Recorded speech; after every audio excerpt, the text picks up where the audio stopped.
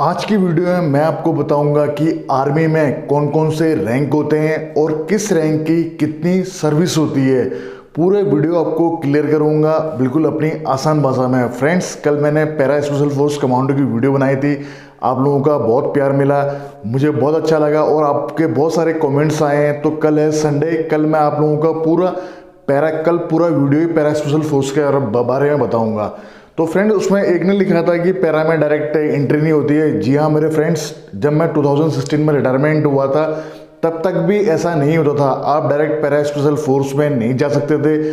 आपको para special force में जाने के लिए इंडियन आर्मी की किसी यूनिट में पोस्टेड, मतलब पहले आपको इंडियन आर्मी में भर्ती होना पड़ता था। उसके बाद आप यूनिट से आप सेंक्शन करवा के फिर आपकी स्पेशल फोर्स पैरा में ट्रेनिंग के लिए आपको भेजा जाता था। और अगर वहाँ ट्रेनिंग में आप सफल होते थे तब जाके आप पैरा स्पेशल फोर्स के कमांडो बनते थे।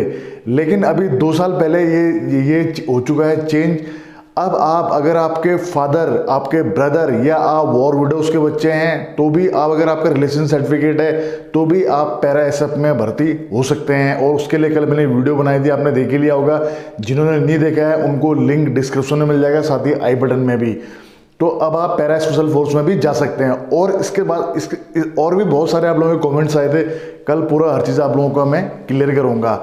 आज की वीडियो में मैं आपको बताऊंगा कि आर्मी में किस रैंक से शुरुआत होती है और कितने ईयर्स की उनकी सर्विस होती है। जय हिंद फ्रेंड्स, मैं हूं आपका साथी भूतपूर्व सैनिक मनोज सिंह और आपका अपने YouTube channel ex army soldier में स्वागत है। तो friends, without wasting any time, point number 1। Friends, आपको बता देता हूं कि सेना में जब आप आप एआरओ से, जेडआरओ से या आप रेजिमेंट सेंटर से भर्ती होके, जब रिक्रूट होके आप अपने रेजिमेंट सेंटर में जाते हैं जहां आपकी ट्रेनिंग चलती है, जहां आपको आर्मी का जवान बनाया जाता है, तो उस दौरान में जब आप ट्रेनिंग करते हैं तब आपको बोला जाता है रिक्रूट। तब आप लोगों को सोल्जर नहीं, सिपाही नहीं, कुछ नहीं बोलते हैं, आपका कोई ट्रेड का नाम नहीं लेंगे, सिर्फ आपको बोला जाएगा कि आप एक रिक्रूट हैं।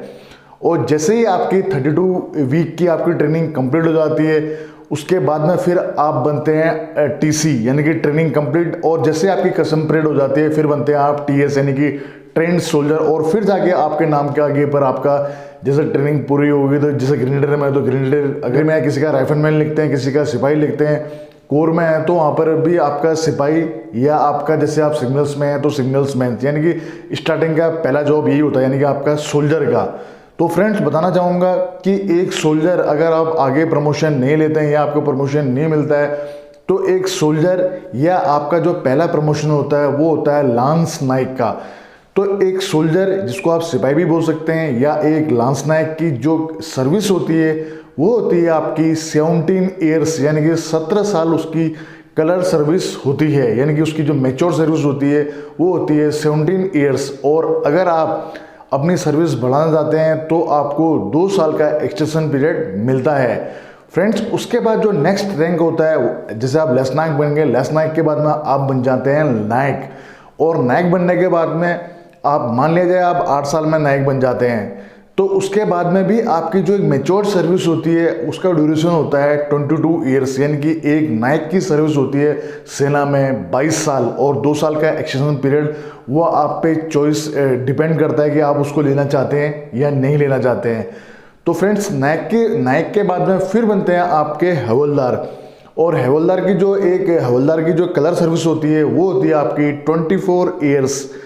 और उसके बाद में हवलदार तक में आ जाते हैं आपके ओआरस में, यानी कि अदर रैंक में एनसीओज भी आपके ओआरस में आते हैं।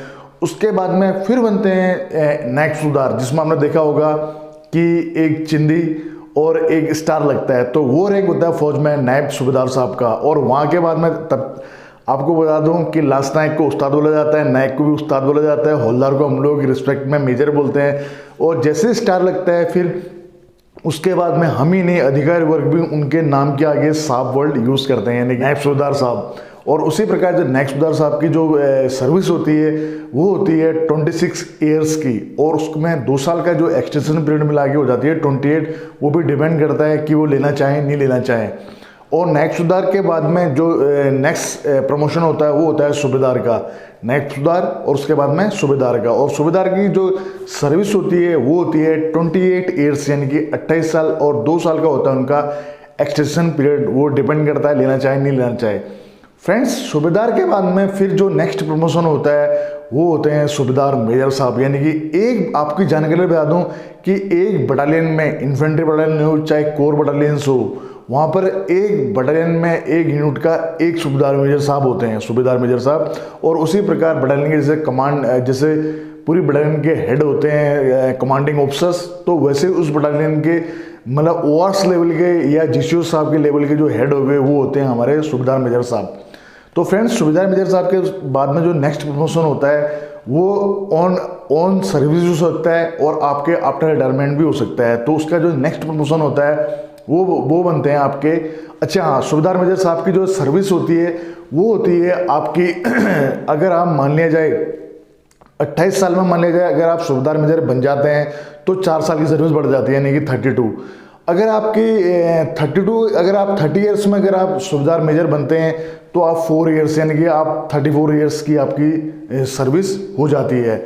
उसके बाद में फ्रेंड जो नेक्स्ट प्रमोशन आता है वो आता है आपका ऑनरी लेफ्टिनेंट का, और उसके बाद में जो नेक्स्ट प्रमोशन आता है वो आता है आपका ऑनरी कैप्टन का। तो इनका ड्यूरेशन मुश्किल से अगर ऑन सर्विस में बसते हैं तो साल भर या साल भर से 1 आध महीना ऊपर नीचे हो जाता है, तो इतना ही कर पाते हैं लोग बस। लेकिन इनमें क्या हो जाता है कि जैसे सूबेदार मेजर साहब के बाद में ऑनरी लेफ्टिनेंट बनते हैं, तो उसके बाद में जो यहाँ आपने देखा होगा एक चिंदी, जैसे इनका हम तो फौजी भाषा में चिंदी बोलते हैं, एक्चुअल में वो अपने जैसे सूबेदार साहब जीसीओ रैंक की पहचान होती है वो चीज़ निकल जाता है वहाँ से, फिर उनका बिल्कुल सब अधिकारी लेवल जैसा हो जाता है। यानी कि अगर ऑनरी लेफ्टिनेंट बनते हैं तो उनको 2 स्टार लगते हैं, और अगर ऑनरी कैप्टन बनते हैं तो उनको 3 स्टार लगते हैं।